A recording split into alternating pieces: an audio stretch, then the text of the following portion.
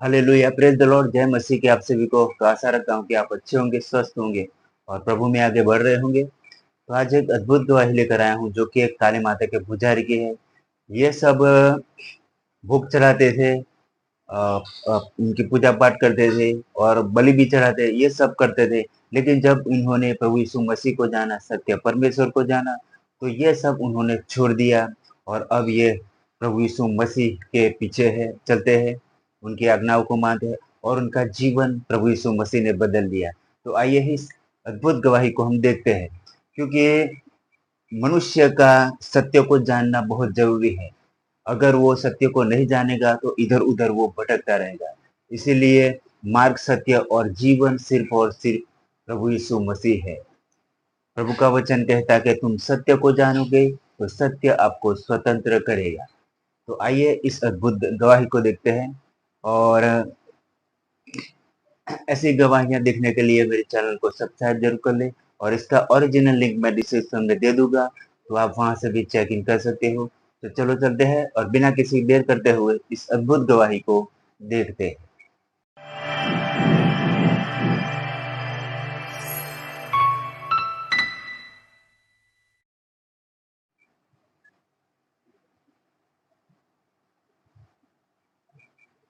One two three start. हम इस गांव के जैसे देखने सुनने वाले बोझे थे हम।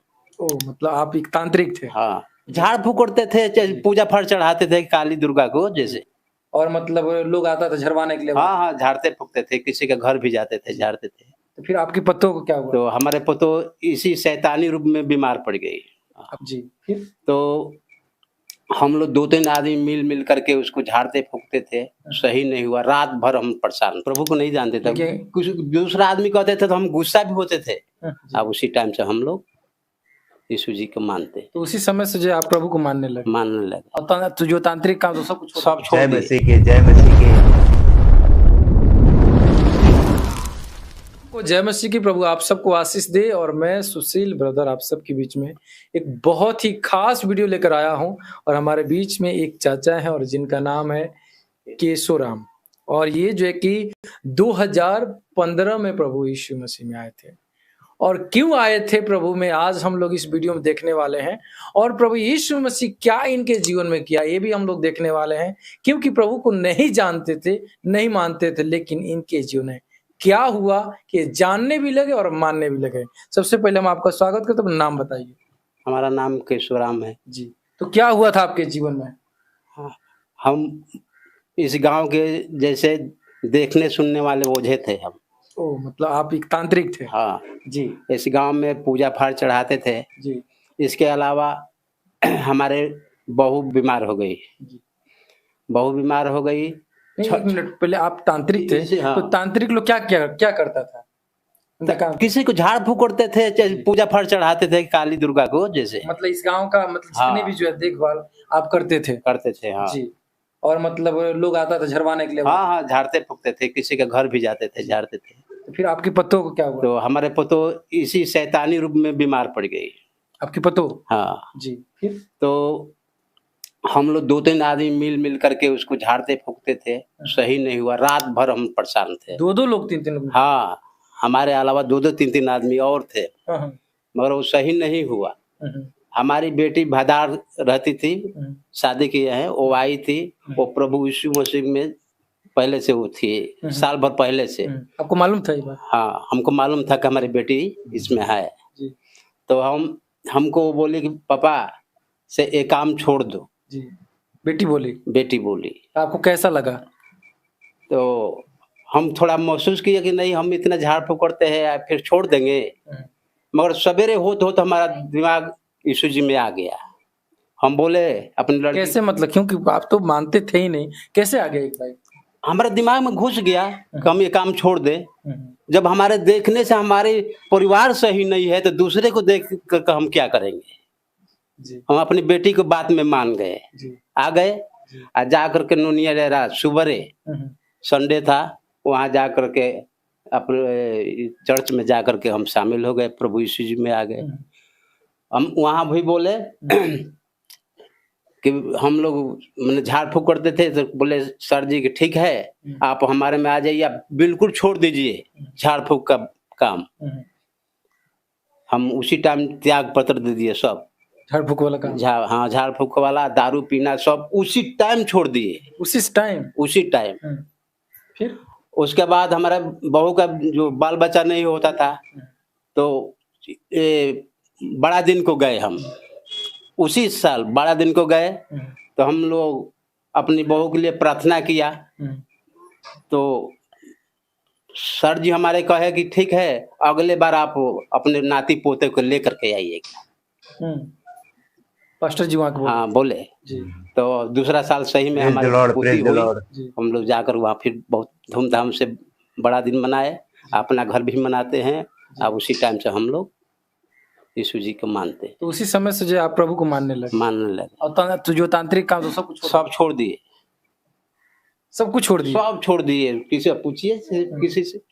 तो आपको मतलब पहले जब प्रभु के बारे में जब बताया गया तो आपको कुछ अजीब नहीं लगा? क्योंकि प्रभु को तो पहले क्योंकि आप जानते भी नहीं थे, मानते भी नहीं थे, प्रभु को नहीं जानते थे। कुछ दूसरा आदमी कहते थे तो हम गुस्सा भी होते थे, मगर हमारा दिमाग में घुस गया कि भाई ये सब शैतानी रूप में कुछ है नहीं, हम यीशु जी को मान लें।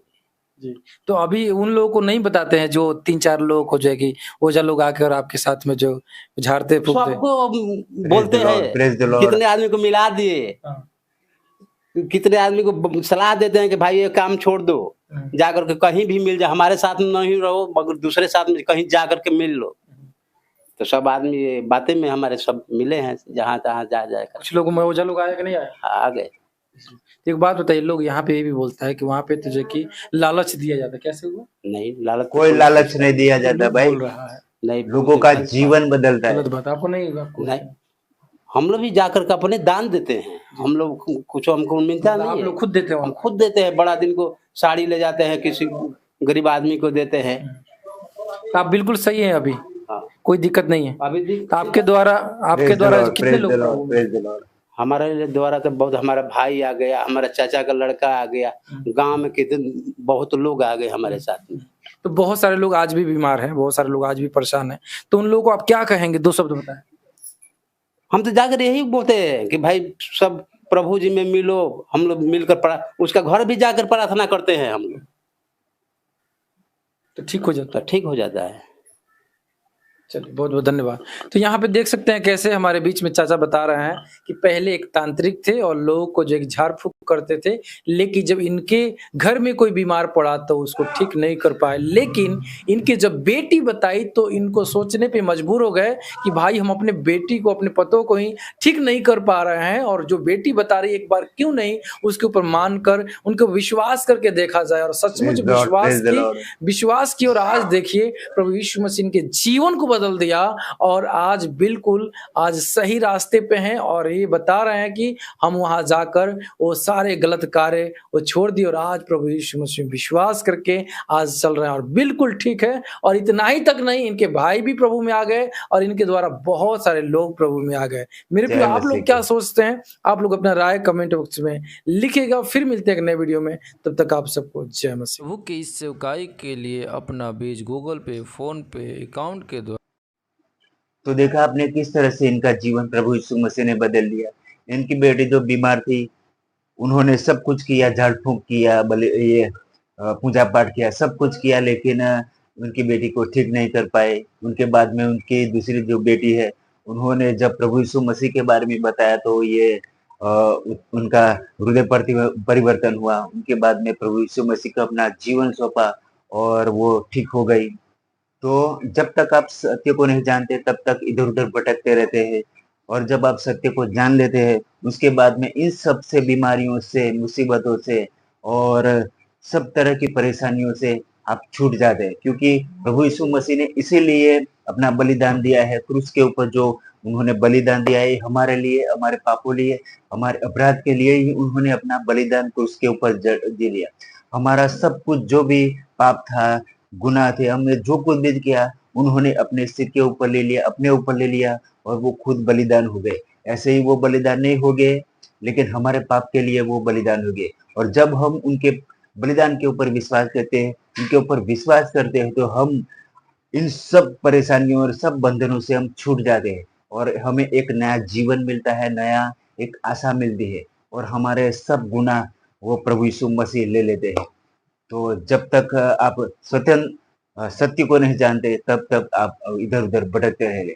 इसीलिए मनुष्य का एक ही मकसद है कि उनको सत्य को जानना बहुत जरूरी है, क्योंकि सब कुछ बनाने वाला, सब कुछ रचने वाला सब सिर्फ और सिर्फ प्रभु यीशु मसीह, उनके द्वारा ही सब कुछ बनाया हुआ है, उनके द्वारा ही सब कुछ रचा हुआ है।